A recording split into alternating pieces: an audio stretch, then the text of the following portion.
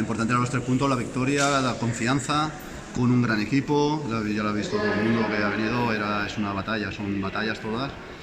Y cuesta muchísimo ganar los puntos, cuesta sangre, sudor y lágrimas. Y se ha visto en el terreno de juego que lo hemos dado todo y yo creo que merecedores de los 3 puntos. Casa en casa de ellos, también un partido súper importante y súper difícil. Otra batalla a ganar y nada, a ver si esto nos da moral. Necesitamos una regularidad de 2 o 3 partidos.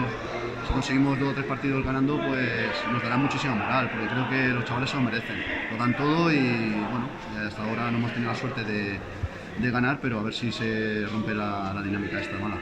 Pues mira, me siento muy contento, más contento aún que hemos sumado los 3 puntos. Bueno, pues era tan importante que duramos una racha no muy positiva, ¿sabes? Y bueno, al final y al cabo, ¿sabes? Costó, pero ganamos, ¿sabes? Hombre, todos los derbis, ¿sabes? Saben a sabor, ¿sabes? Diferente y pues muy contentos.